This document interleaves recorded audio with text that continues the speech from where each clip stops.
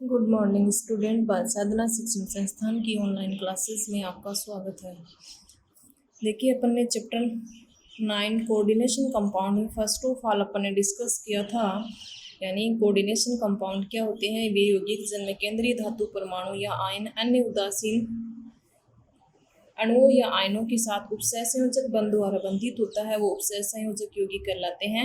Then उसके पश्चात अपन ने पढ़ा था कि वर्नर नाम के साइंटिस्ट ने उपसह संयोजक यौगिकों से संबंधित इन्हें अपना सिद्धांत दिया था। उसकी कुछ मुख्य अभिधारणाएं थी कि धातु आयन की दो प्रकार की वैलेंसीज होती हैं, प्राइमरी वैलेंसी और सेकेंडरी वैलेंसी। प्राइमरी वैलेंसी जो है यानी प्राथमिक संयोजकता जो है वो धातु के ऑक्सीकरणांक को रिप्रेजेंट करती है, जबकि द्वितीयक संयोजकता जो होती है वो उसकी सह संयोजन संख्या होती है। प्राथमिक संयोजकता जो होती है वो आयनिक प्रकार की होती है, जबकि द्वितीयक संयोजकता अनायनिक प्रकार की होती है। उसके बाद अपन ने डिस्कस किया था एडिशन कंपाउंड, योगात्मक यौगिक, उसकी डेफिनेशन, उसके एग्जाम्पल। देन उसके पश्चात अपन ने देखे थे उसके टाइप देखे थे। दो टाइप देखे थे, एक था डबल साल्ट, दूसरा था कॉम्प्लेक्स कंपाउंड। इनके एग्जाम्पल अपन ने देखे थे, इनमें डिफरेंस अपन ने देखा था। यानी बात करूँ डबल साल्ट की तो इन्हें चालक यौगिक भी कहा जाता है।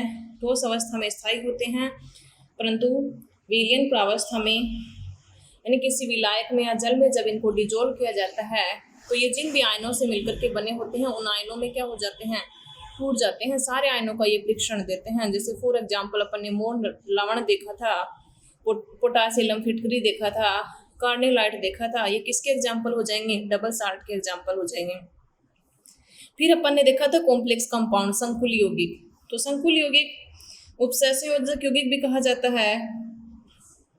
ठोस और विलयन प्रावस्था दोनों में स्थायी होते हैं, क्योंकि कोऑर्डिनेशन एंटिटी के अंदर जो भी आयन उपस्थित होते हैं उन आयनों का वो परीक्षण नहीं देते हैं, स्थायी होते हैं, चाहे वो विलयन प्रावस्था है चाहे वो ठोस प्रावस्था है। इसका एग्जाम्पल अपन ने देखा था पोटेशियम फेरोसाइनाइड, जो कि पोटेशियम और आयरन और साइनाइड 3 आयन से मिलकर के बना है, लेकिन केवल पोटेशियम आयन का टेस्ट देता है, बाकी वो जो होता है वो कॉम्प्लेक्स के रूप में रहता है।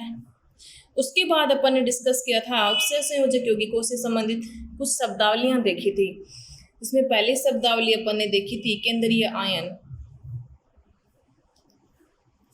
या केंद्रीय धातु आयन क्या होता है।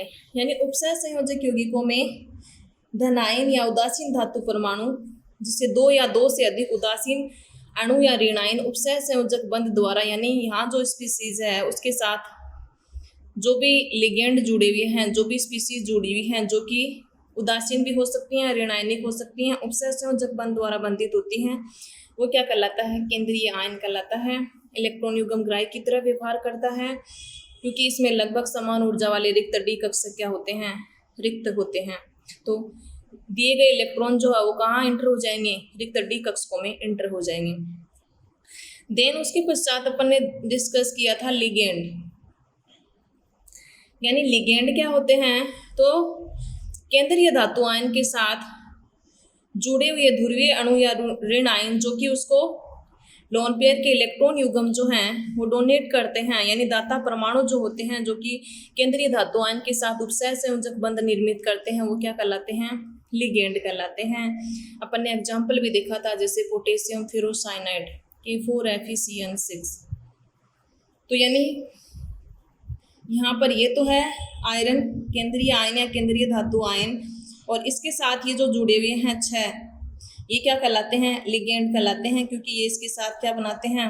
उपसह संयोजक बंध बनाते हैं। इसके रिक्त कक्षकों में क्या देते हैं? लोन पेयर के इलेक्ट्रॉन देते हैं और बंध का फॉर्मेशन कर लेते हैं। इतना सारा डिस्कशन अपन ने किया था पिछले वाले वीडियो में। अब मैं बात करती हूँ आयनिक मंडल या समन्वय मंडल क्या होता है। यानी कोऑर्डिनेशन जो कंपाउंड है, पूरा जो कॉम्प्लेक्स है, उसके बारे में देखेंगे। किसको समन्वय मंडल बोला जाता है, किसको आयनिक मंडल बोला जाता है।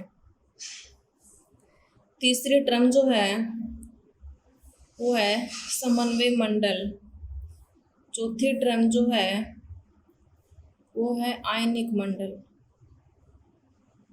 मैं बात करती हूँ समन्वय मंडल की, कोऑर्डिनेशन स्फीयर, इसको बोला जाता है कोऑर्डिनेशन स्फीयर। कोऑर्डिनेशन स्फीयर, समन्वय मंडल, और इसको बोला जाता है आयनिक स्फीयर। तो समन्वय मंडल क्या होता है, तो यानी केंद्रीय परमाणु यान से जुड़े लिगेंड, जैसे फूरिये ही एग्जाम्पल देख लीजिए, यानी इसमें केंद्रीय आयन है और उसके साथ जुड़ा हुआ लिगेंड जो कि किस में बंद है, एक वर्गाकार बड़े कोष्टक में बंद है, और इस वर्गाकार कोष्टक को पूरी जो जिसके अंदर केंद्रीय धातु आयन भी हैं और लिगेंड भी है, इसी को क्या कहा जाता है, समन्वय मंडल कहा जाता है, जो कि अनायनीकृत होता है। अनायनीकृत, अनायनीकृत का मतलब कॉम्प्लेक्स कंपाउंड में अपन ने जैसे देखा था, इसको जल में यदि डिजोल्व किया जाता है तो ये आयरन का और साइनाइड का टेस्ट नहीं देता, अपने आयनों में नहीं टूटता है, मतलब अनायनीकृत होता है। बात करती हूँ आयनिक मंडल की, यानी आयनिक मंडल क्या होता है, तो उपसह संयोजक यौगिकों में इस समन्वय मंडल के बाहर यदि कोई आयन उपस्थित है जो कि आयनीकृत होने वाला समूह होता है, वो कहलाता है आयनिक मंडल कहलाता है। जैसे यही एग्जाम्पल मैं ले लूँ, पोटेशियम फेरोसाइनाइड। तो इस वर्गाकार कोष्टक के बाहर जो है वो कहलाता है प्रति आयन कहलाता है, या इसको बोला जाता है आयनिक मंडल। और ये जो आयनिक मंडल होता है, जब इसको डिजोल्व किया जाता है तो किस प्रकार का समूह होता है, आयनीकृत समूह होता है। और जबकि ये जो समन्वय मंडल है ये क्या होता है, अनायनीकृत समूह होता है। तो दोनों टर्म के लिए समन्वय मंडल क्या होता है, वर्गाकार कोष्टक में केंद्रीय धातु आयन जिससे लिगेंड जुड़े हुए होते हैं वो समन्वय मंडल कहलाता है। और इस वर्गाकार कोष्टक के बाहर आयनीकृत होने वाला समूह चाहे वो इधर हो सकता है चाहे वो इधर हो सकता है। जैसे मैं ये एग्जांपल ले लूँ, tetra amine copper second sulphate, ये है, तो चाहे इधर हो इस वर्गाकार कोष्टक के चाहे वो इधर हो, तो ये क्या कहलाता है, आयनीकृत होने वाला समूह क्या कहलाता है, आयनिक मंडल कहलाता है, आयनिक मंडल कहलाता है। ये आयनीकृत हो जाता है जब इसको डिजोल्व करेंगे तो ये तो एक साथ में रहेगा और ये सल्फेट आयन का टेस्ट दे देगा। तो ये हो गया समन्वय मंडल और आयनिक मंडल। अब मैं बात करती हूँ, यानी ये जो लिगेंड होते हैं,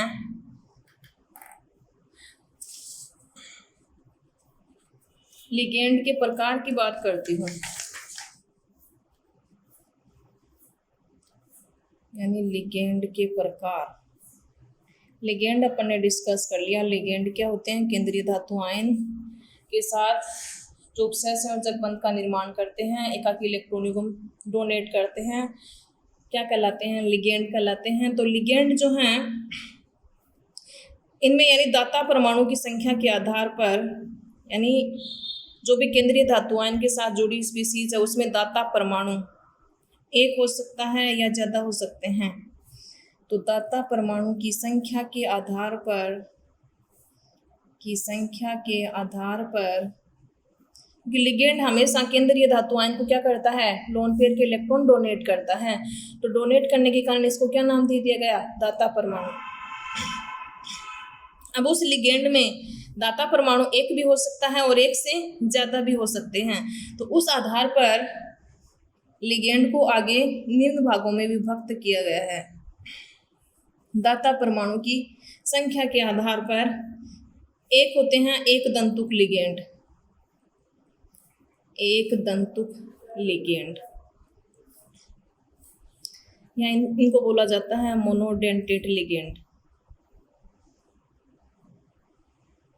मोनोडेंटेट लिगेंड, या हिंदी में भी लिखा हुआ हो सकता है ये नाम मोनोडेंटेट लिगेंड। क्या होते हैं, एक दंतुक लिगेंड क्या होते हैं, एक ही बात होती है। तो वे लिगेंड जिनमें केवल एक दाता परमाणु होता है, एक दाता परमाणु होता है, एक दाता परमाणु होने के कारण वो क्या कहलाते हैं, एक मतलब एक दाता परमाणु, दंतुक मतलब एक बंध बनाएगा, एक दाता है, और लिगेंड की तरह उसका व्यवहार है तो नाम क्या दे दिया गया, एक दंतुक लिगेंड। यानी वे लिगेंड जिनमें केवल एक ही दाता परमाणु होता है और वही दाता परमाणु क्या करता है, धातु आयन के साथ बंध बनाता है, धातु आयन के साथ बंध बनाता है। वो क्या कहलाता है, एक दंतुक लिगेंड कहलाता है। फॉर एग्जाम्पल जैसे हेलोजन है, हेलोजन जो है X माइनस का मतलब F माइनस हो सकता है, Cl माइनस हो सकता है, Br माइनस हो सकता है, I माइनस हो सकता है। तो ये लिगेंड के रूप में, तो यानी इनमें तो क्या है, ये लिगेंड कहलाते हैं। इन लिगेंड में यानी केंद्रीय धातु आयन के साथ केवल फ्लोरीन बंध बनाएगा, केवल क्लोरीन बंध बनाएगा, केवल ब्रोमीन बंध बनाएगा। तो एक ही दाता परमाणु है, तो ये क्या कहलाते हैं, एक दंतुक लिगेंड कहलाते हैं।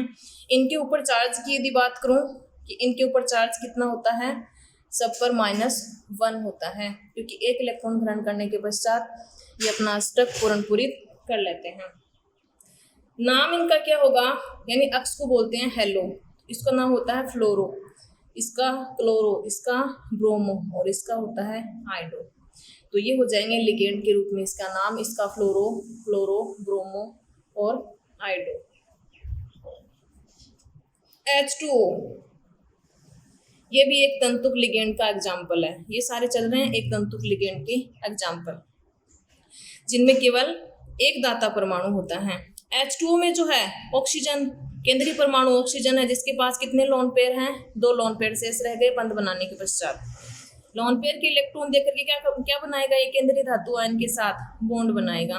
तो केवल एक लोन पेयर का इलेक्ट्रॉन जो है वो देकर के क्या बनाता है, ये उपसय संयोजक बंध का निर्माण करता है। यानी इसकी बात करूं तो इसमें दाता परमाणु कौन होता है, ऑक्सीजन होता है।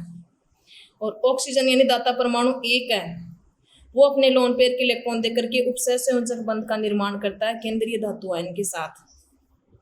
तो एक दाता परमाणु है, यानी हाइड्रोजन इसमें दाता परमाणु नहीं है, केवल ऑक्सीजन है, तो इसलिए क्या हो गया, एक दंतुक लिगेंड हो गया। चार्ज की बात करूं H2O पर, तो H2O होता है उदासीन, यानी इसके ऊपर कोई चार्ज नहीं होता, 0 आवेश होता है। चार्ज भी आपको याद करना है, इसका नाम क्या होता है, इसका नाम आपको याद करना है लिगेंड के रूप में। जब अपन उपसय संयोजक यौगिकों का नोमेनक्लेचर पढ़ेंगे, नाम जो है, नाम से क्वेश्चन पक्का आता है, वहां से 2 या 3 नंबर का क्वेश्चन आता है।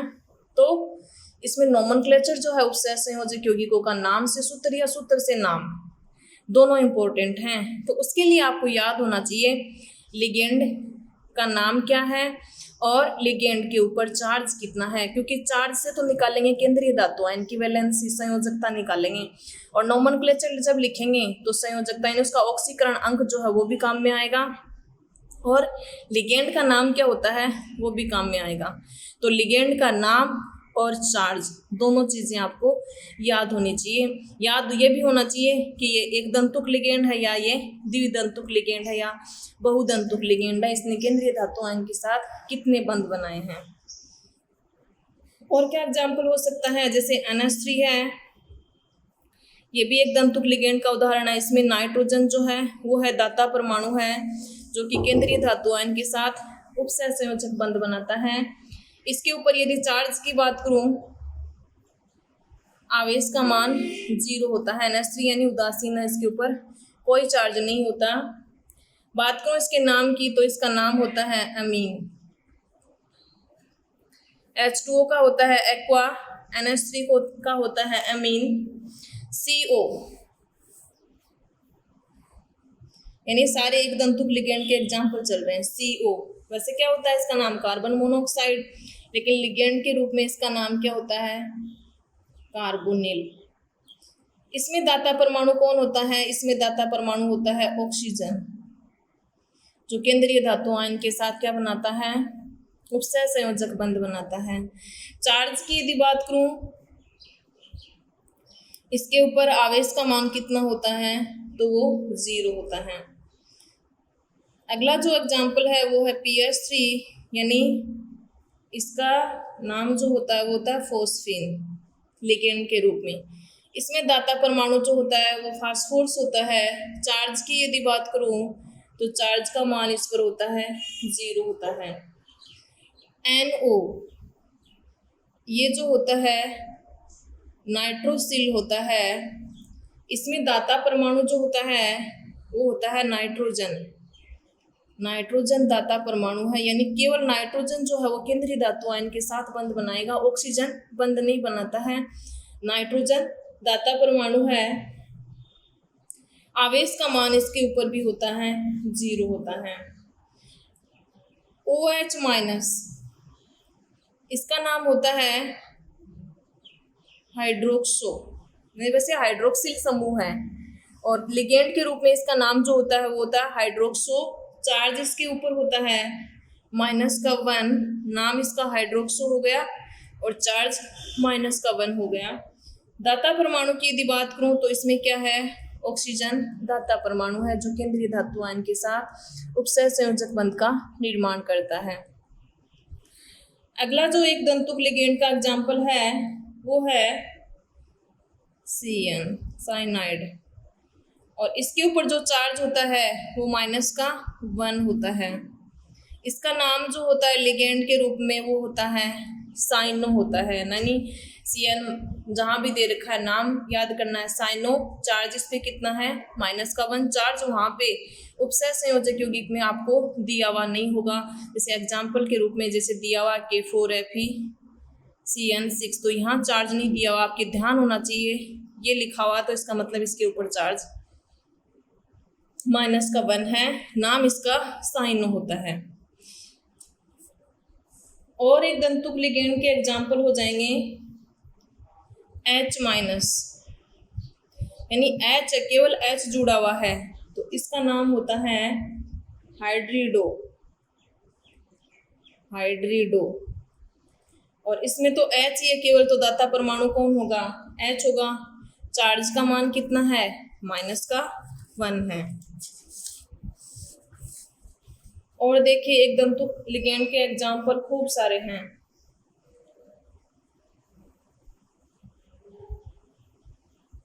जैसे अपन ने देखा था CN का, इसका क्या होता है साइनो होता है, चार्ज कितना होता है -1 होता है।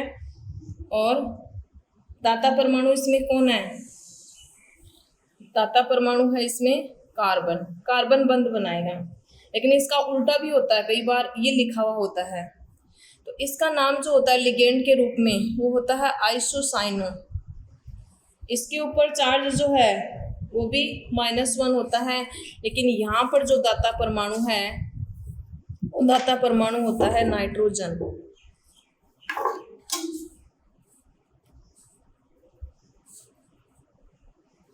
यहाँ पर दाता परमाणु जो है वो है नाइट्रोजन। चार्ज होएगा -1, नाम होता है आइसोसाइनो। ध्यान ये रखना है कि ये लिखा हुआ है CN लिखा हुआ है या NC लिखा हुआ है। NH2- यानी NH3 तो उदासीन है, एक हाइड्रोजन H+ के रूप में जुड़ा हुआ है तो चार्ज 0 होता है। NH2- नाम क्या होता है एमिडो। इसमें दाता परमाणु क्या है नाइट्रोजन। चार्ज कितना होता है -1 होता है। सल्फर यानी S-2, वैसे इसका नाम लिगेंड के रूप में क्या होता है सल्फाइडो। और इसके ऊपर यदि चार्ज की बात करूं तो चार्ज तो केवल S लिखा हुआ होगा, वहां चार्ज साथ में दिया हुआ नहीं होगा। चार्ज कितना है -2। नाइट्रोजन लिखा हुआ है, इसके ऊपर चार्ज जो होता है -3 होता है। नाम इसका होता है एजिडो लिगेंड के रूप में। दाता परमाणु केवल एक है तो नाइट्रोजन होगा, इसमें दाता परमाणु कौन होगा सल्फर होगा। चार्ज कितना हो जाएगा -3 हो जाएगा। एक दंतुक लिगेंड का एग्जाम्पल NO2 का नाम होता है नाइट्रो। दाता परमाणु इसमें क्या है नाइट्रोजन है, और इसके ऊपर चार्ज जो होता है वो होता है -1 होता है। और यदि लिखा हुआ है NO2 को ONO इस तरह से लिखा हुआ है तो इसका नाम जो होता है वो होता है नाइट्राइटो।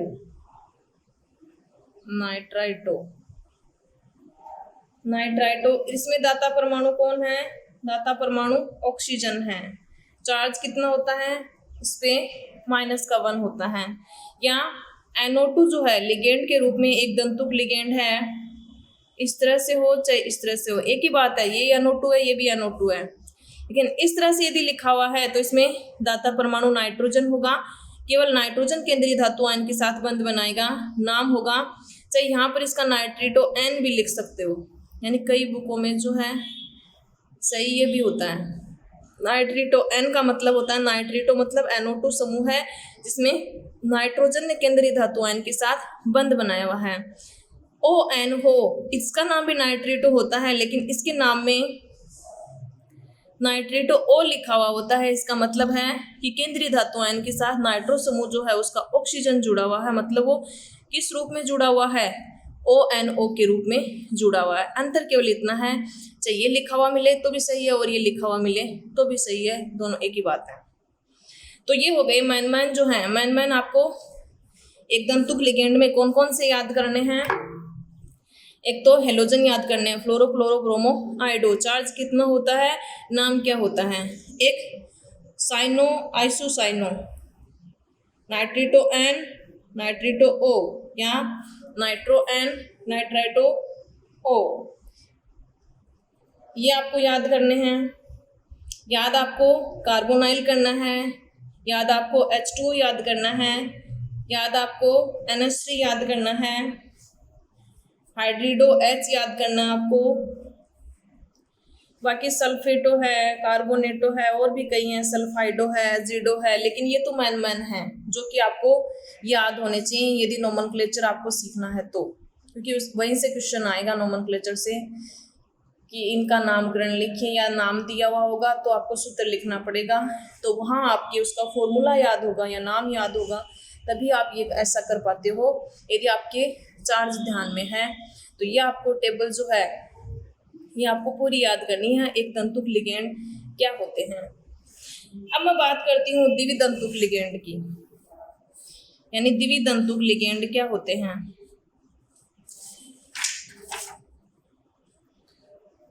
एक दंतुक लिगेंड तो क्या हो गए, केंद्रीय धातु आयन के साथ केवल एक बंध बनाते हो, यानी जिसमें केवल एक दाता परमाणु हो, एक उपसह संयोजक बंध बना सकते हो, जिनमें एक दाता परमाणु हो, एक दंतुक लिगेंड। अब दूसरे जो होते हैं वो होते हैं द्विदंतुक लिगेंड, द्विदंतुक लिगेंड, द्विदंतुक लिगेंड या बाइडेंटेट लिगेंड। द्वि का मतलब दो, दंतुक मतलब दाता, दो दाता परमाणु जिन लिगेंडों में होते हैं वो क्या कहलाते हैं, द्विदंतुक लिगेंड कहलाते हैं, यानी दो दाता परमाणु, दो दाता परमाणु। जैसे फॉर एग्जाम्पल ये दिया हुआ आपको EN लिखा हुआ है, शॉर्ट में लिखा हुआ होता है EN, पूरा नाम होता है एथिलीन डाई एमीन, ये तो होता है इसका नाम, और ये शॉर्ट में। फॉर्मूला इसका क्या होता है, एथिलीन डाई एमीन। एथिलीन मतलब कितने कार्बन, 2 कार्बन, एथिलीन। इना मतलब डबल बॉन्ड है और डबल बॉन्ड ट्रांसफर किया गया है, तो एथिलीन, नहीं तो एथीन होता, डबल बॉन्ड होता, तो एथिलीन डाई अमीन मतलब कौन से समूह जुड़े हुए हैं, अमीन जुड़े हुए हैं। अमीन मतलब H2O, सॉरी NH2, तो ये सूत्र किसका हो गया, एथिलीन डाई अमीन का। अब एथिलीन डाई अमीन में नाइट्रोजन पेयर क्या है, लोन पेयर भाइतम कोष में इलेक्ट्रॉन की संख्या 5, 2 हाइड्रोजन के साथ, एक इधर कार्बन के साथ, तो इसमें 2 नाइट्रोजन जो है, यानी ये भी केंद्रीय धातु आयन के साथ उपसह संयोजक बंध बनाएगा और ये भी केंद्रीय धातु आयन के साथ उपसह संयोजक बंध बनाएगा। मान लीजिए केंद्रीय धातु आयन M से रिप्रेजेंट करूं तो इस तरह से, यानी ये लिगेंड जुड़ा हुआ है, तो इस लिगेंड में 2 नाइट्रोजन जो है वो एक साथ में केंद्रीय धातु आयन के साथ उपसह संयोजक बंध बनाएंगे, और एक ही लिगेंड है और उसमें 2 दाता परमाणु है, एक साथ 2 दाता परमाणु है और दोनों ने उपसह संयोजक बंध है वो केंद्रीय धातु आयन के साथ बंध बना रखा है, तो इस तरह के लिगेंड कहलाते हैं द्विदंतुक लिगेंड कहलाते हैं, यानी जिनमें 2 दाता परमाणु होते हैं। दाता परमाणु इसमें कौन हो गया, नाइट्रोजन है। आवेश की यदि बात करूं, चार्ज की यदि बात करूं तो चार्ज होता है 0 होता है। अगला जो एग्जाम्पल है इसका वो है ग्लाइसिनेटो, यानी शॉर्ट में लिखा होता है GLY, ग्लाइसिनेटो। ग्लाइसिनेटो का सूत्र क्या होता है, CH2NH2 C double bond O ये होता है ग्लाइसिनेटो।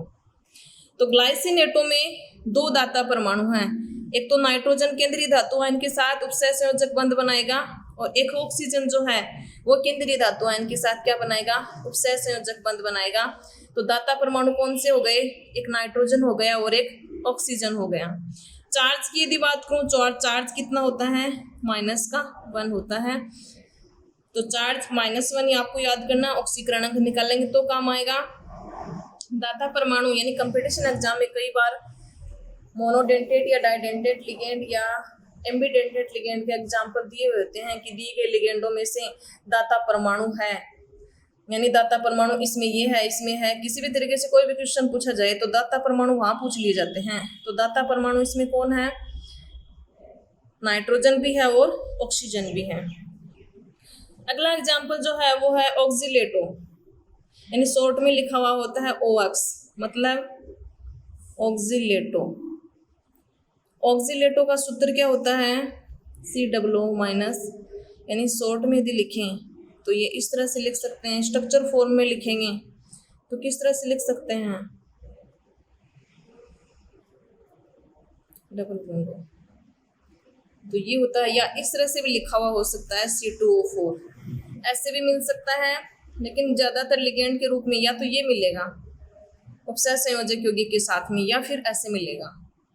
ये तो है इनकी स्ट्रक्चर फॉर्म, ऐसे लिखा हुआ नहीं मिलेगा। लिखे होने के 2 रूप है उपसह संयोजक यौगिकों में, तो पहचान आपको कर लेनी है। C2O4 क्या होता है, C2O4 ये होता है ऑक्सीलेटो। चार्ज इसके ऊपर कितना होता है, -1, ये -1 कितना हो गया, -2 हो गया। इसमें यदि दाता परमाणु की बात करूं तो दाता परमाणु इसमें दोनों ही क्या हैं, ऑक्सीजन हैं, और दोनों ऑक्सीजन क्या करेंगे, केंद्रीय धातु आयन के साथ बंध बनाएंगे। एक ऑक्सीजन ये है, एक ऑक्सीजन ये है, तो ये हो गया डाइडेंटेट लिगेंड। ज्यादातर जो है वो एथिलीन डाइअमीन और ऑक्सीलेटो के एग्जाम्पल आते हैं, ज्यादातर जो आते हैं वो एथिलीन डाइअमीन के आते हैं। सूत्र ही आपको याद होना चाहिए, कौन दाता परमाणु है, कितना चार्ज होता है, फॉर्मूला आपके ध्यान होना चाहिए। डाइडेंटेट लिगेंड के जो एग्जाम्पल हैं, कई बार पूछ भी लिया जाता है द्विदंतुक लिगेंड के कोई 2 उदाहरण बताइए, तो सारी चीजें जो हैं आपकी याद होनी चाहिए। अब है आज के लिए आपके लिए क्वेश्चन मेरा ये है, इसका आंसर आपको कमेंट बॉक्स में लिख करके बताना है। डबल साल्ट और कॉम्प्लेक्स कंपाउंड में क्या अंतर है,